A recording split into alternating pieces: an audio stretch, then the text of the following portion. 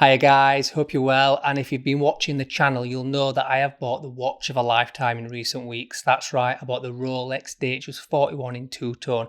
Absolute baller watch of a lifetime for me. But if you are a true watch addict, like unfortunately I am, the second you've bought a new watch, you've worn it for a few days, what happens?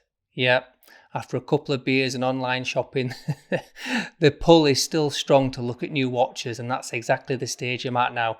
So it got me thinking, what 5 or 6 watches do I really regret not actually buying with my money? Now, there's some amazing watches in this list, but are they better than Rolex?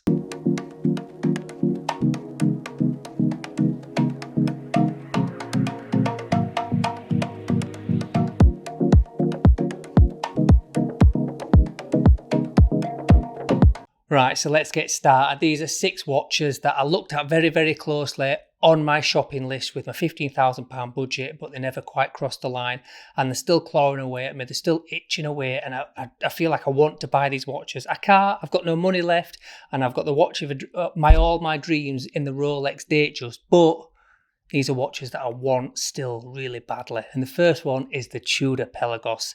Now, I've had this twice before. I've had it in blue and I've had it in black. And I think blue is the way to go, to be honest.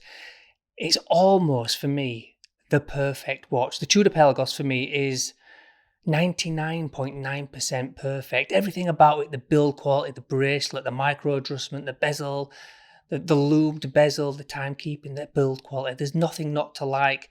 If I had to change something on the watch, it would probably be the fact that it's very thick that way. So it's quite a chunky monkey on your wrist, but the titanium counteracts that. And then the bezel overhangs. Now, I know that's officially what you would need if you were diving, but not many people dive in a Tudor Pelagos. So if they shrunk that bezel, it might be down to maybe a 41mm watch, and it would be a bit more ideal. So for me, there's a few little, not flaws, just things I would prefer to change in the Tudor Pelagos.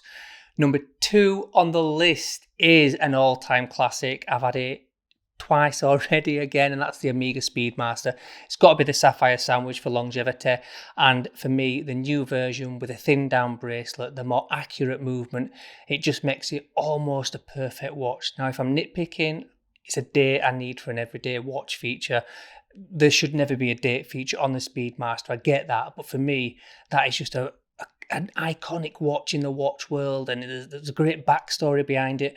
And now with the better bracelet, better movement, better looks, better fitting, it's clawing away at me. Part of me wishes that I did actually buy that Omega Speedmaster.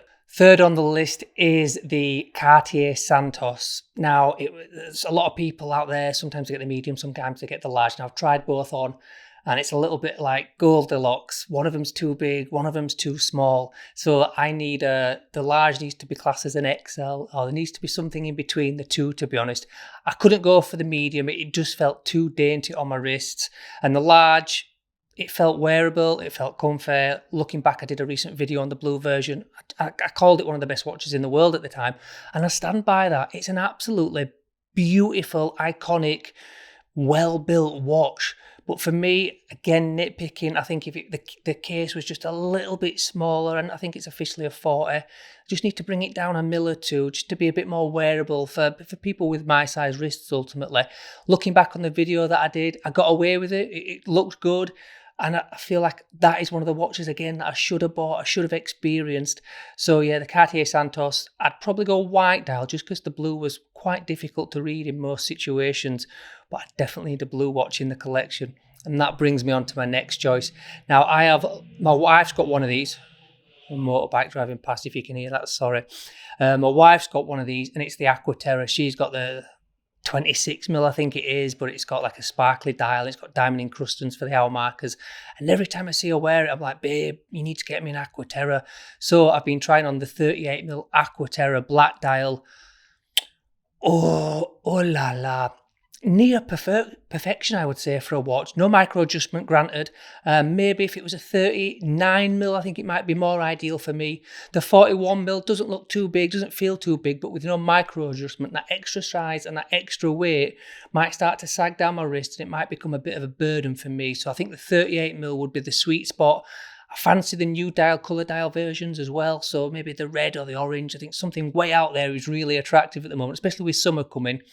But for classic, for longevity, to match the wife, tragically, I think the 38mm Aqua Terra, that is, if it's not top of my list, it's right up there for a watch that I want to experience because they're just gorgeous. They're like that with the silver Datejusts, the steel Datejust, sorry.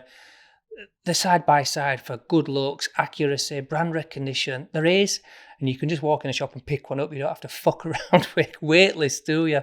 Now, my next two are probably a little bit more left field. They're not your obvious choices out there, but the quality is absolutely spot on.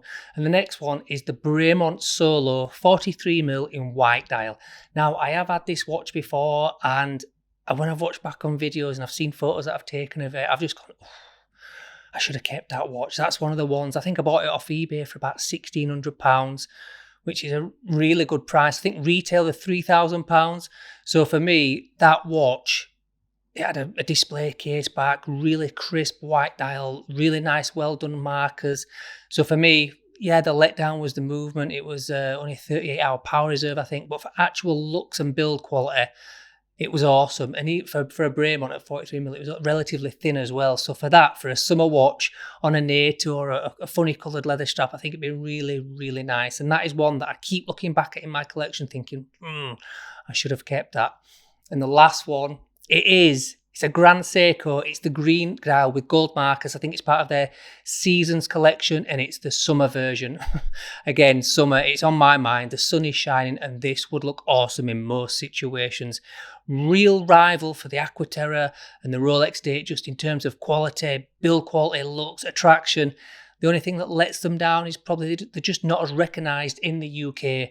Right up there in terms of everything else that you can think of when you're thinking of watch and all the aspects that make it an iconic, great watch. But yeah, it's almost a niche watch.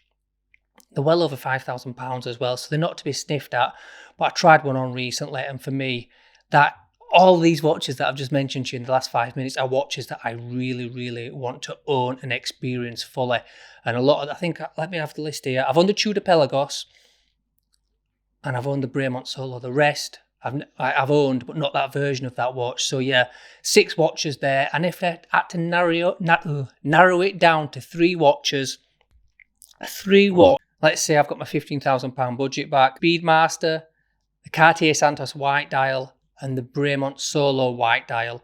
I think you're looking at about £16,800 there, retail. Now, if I walk into a shop and say, look, I want to buy these 3 watches, let's just pick a guess and say that you probably get 20% discount. It's a big ask, it's a big amount of discount, but let's say we did £12,800. There you go. So I've spent well under budget, and I've still got enough left for, as you know, I'm in the middle of a hair transplant. It's all fallen out. I'm an ugly duckling. I look horrendous when I look in the mirror. I scare the kids.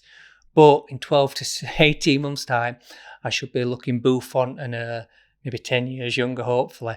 Right, guys, what do you think of my list? Is there any there that I should sell my Datejust two-tone gold for? No, there isn't. The problem with all these watches is ultimately they haven't got Rolex on the dial. They haven't got that pulling power. They haven't got that kudos. And they haven't got that resale value. If I do want to change for these watches, I could do it easily with the selling of the Rolex. But then I'd want a Rolex back ultimately. So I'm better sticking where I am. I've made the right decision. I've got a banging watch. But I still want all these watches back in the collection. Right, guys, let me know what you think, and I'll see you in the next one.